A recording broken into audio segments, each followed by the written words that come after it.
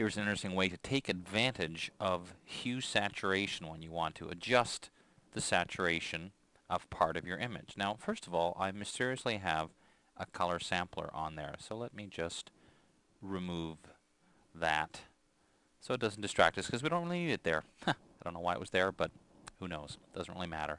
So we're going to add an adjustment layer. Now, you could do this with a regular hue saturation adjustment, but I'm going to do it this way with the hue saturation adjustment layer. And it's going to be a challenge to find room to put it, but I'll stick it down, well, here is about where I need to do. So what I want to do is make the blues more saturated. Now, I could just simply go in here to blues and try to pull the saturation slider, and that would probably work relatively well. But take a look down at the bottom and you'll see as soon as I chose blues, these indicators down here said this is the range of tones that I will be adjusting.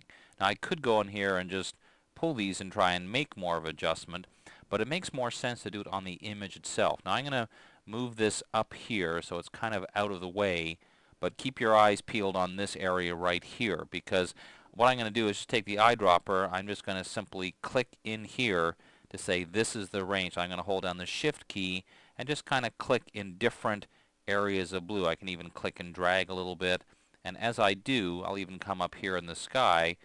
You'll see it's going to dramatically adjust the range of colors that I'm going to be adjusting. And you'll see now at the top it's actually changing the name because I'm editing more than simply what I had originally chosen. So now if I pull the saturation, and I'll go really dramatically overboard. Let's move this out of the way for a second. And you can't see these, of course, but I'm going to turn the preview off. So here's my original photo, and here's now. Notice how it's really affecting the water, a little bit of the sky, and not the trees at all, because of the way that I expanded the range of colors that I'm working with.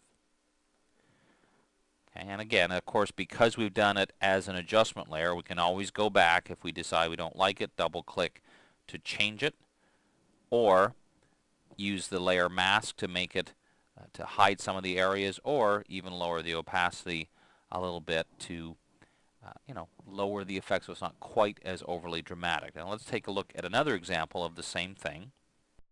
Now here's even probably a more practical reason to use this kind of command. Is when you want to change the color of something like my car. I want to just change it without having to go and do a big selection and so on. Well, here's what I can do, and this is a kind of a cool example because it's not one of the built-in colors. Like, it's kind of red maybe, but just to show you it doesn't matter, I'm going to choose green, and then all I do, as like I did before, is take the eyedropper, shift, drag all around it. Now, to see if you're getting good results, one of the things you can immediately do is just pick some obnoxious other color, and then you can start to see the areas that are missing, like in here.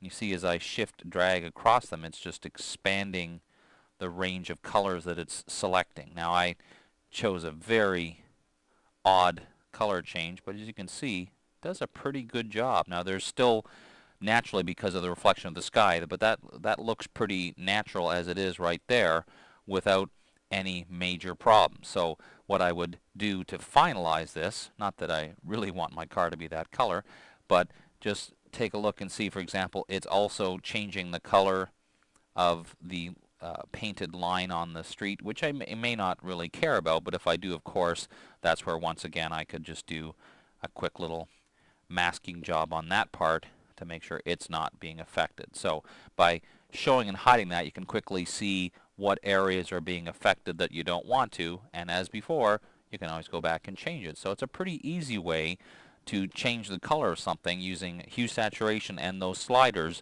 without having to make any kind of selection.